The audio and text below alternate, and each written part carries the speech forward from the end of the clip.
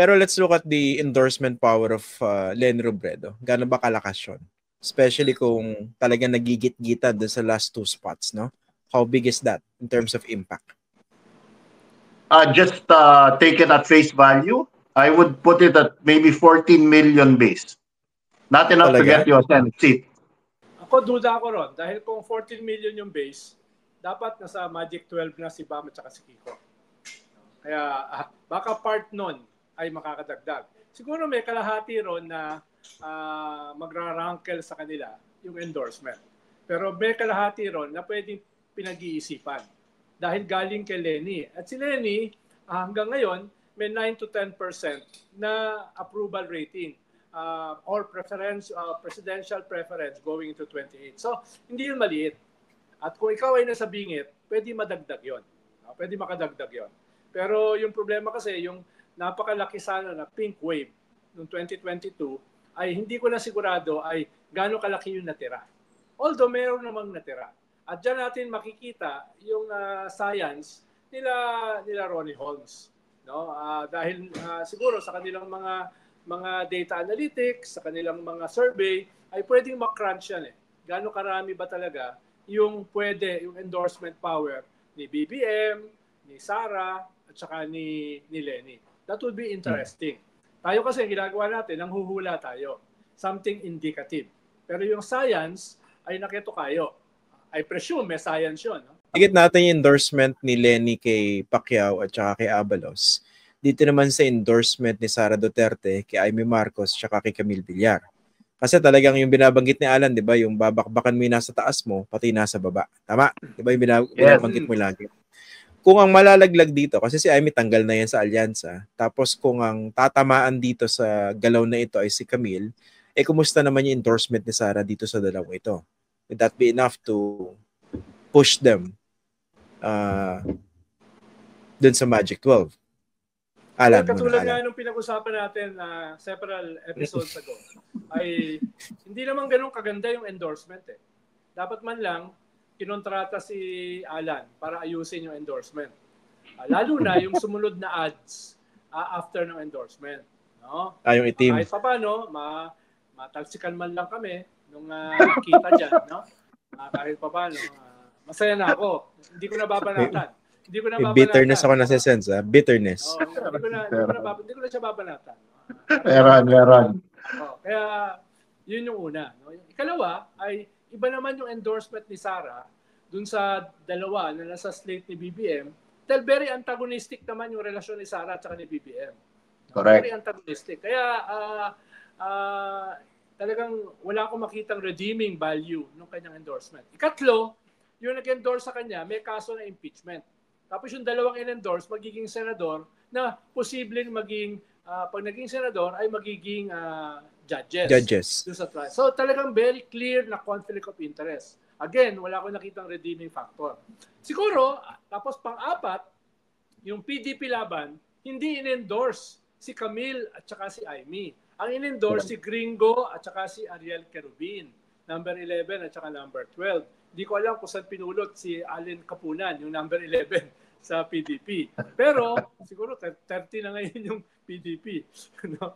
Ang kung ko dyan ay I doubt kung ano yung benepisyo. Perhaps dahil nga Sara Duterte yan, perhaps nadagdagan naman.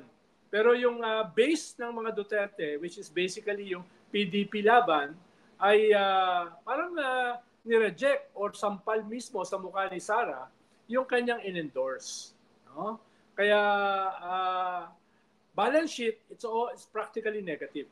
Kung meron mang positive, natabunan nung mas maraming negatibo. 2 minutes. Ako, I think in the case of Senator Amy, the endorsement will at least clarify once and for all with finality, clear, black and white, bold, underline, italics na talagang Duterte side na siya. Do I think it will help? Marginally. Kung Camille, sa tingin ko, it will benefit her because number one, I think her ad was better than Amy's. It spoke emotionally to the loyalty amidst hardship that the Pinoys love.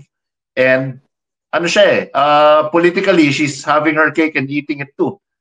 She's benefiting from the machinery of alyansa dahil nung lakas gathering na inorganize ni Speaker Martin Romualdez, bida-bida pa rin si Camille doon.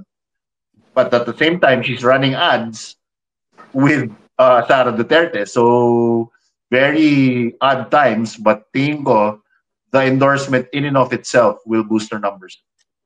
Hindi ka naman sinasabing garapal yung mga bilyar, no? Dahil ang konti-konti pa lang naman ng mga bilyar sa politika. Sa Senado, 2 pa lang naman. So, hindi naman garapal na dahil mawawala yung nanay, kailangan pumalit yung anak.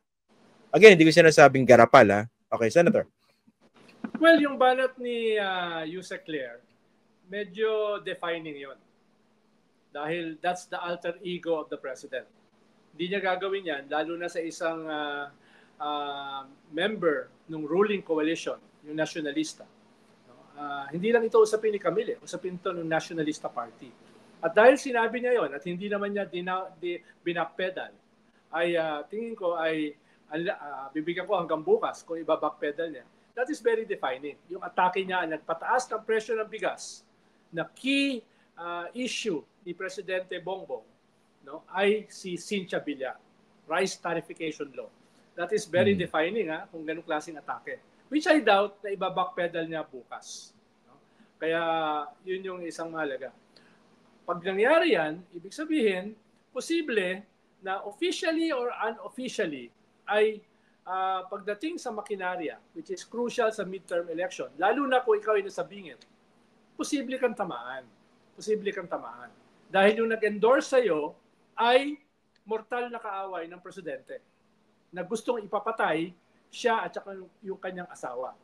So, pwedeng yung iba dyan ay chami-chami sa inyo dahil kayo ay nasyonalista, kayo ay pinakamayaman na pamilya sa buong Pilipinas, pero pag talikuran na, dyan na mangyayari yung laglagan. Sample ballots, no? Panakot sa mga local officials. May 3 taon pa ang presidente. Gusto niyo bang maubusan ng grasya? No? Gusto niyo bang, paano karamihan ng mga mayor at governor, may mga kaso yan.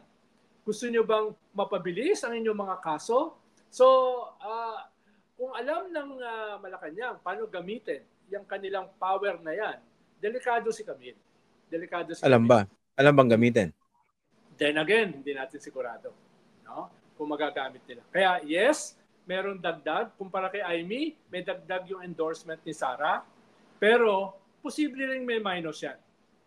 Dahil yung nag-endorse ay mortal na kaaway nung presidente. Ng administrasyon. At nung speaker.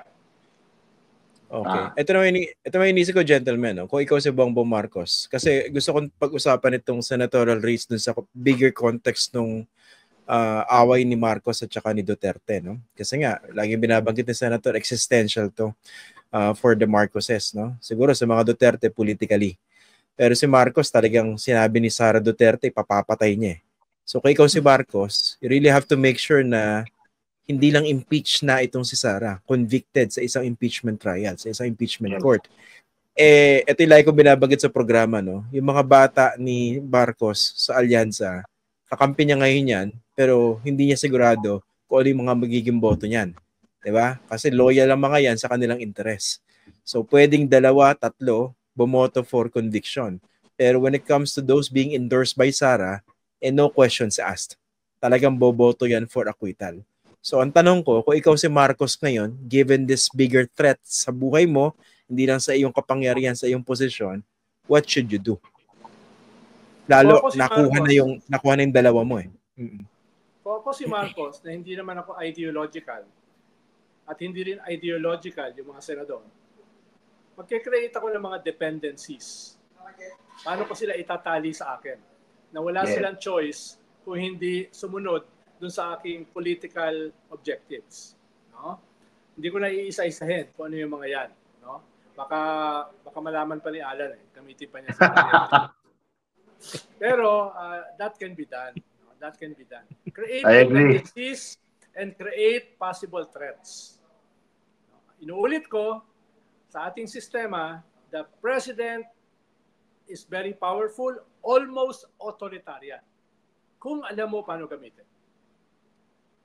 So the term here is screw tightening. If you were the president, you would tighten the screws. Ipitin mo yung mga negosyo, tignan mo yung mga BIR, tignan mo yung mga networks, power bases nila, at kung paano mo di ba?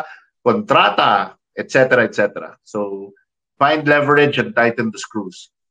100%, all of them has vulnerabilities. 100%. Yeah.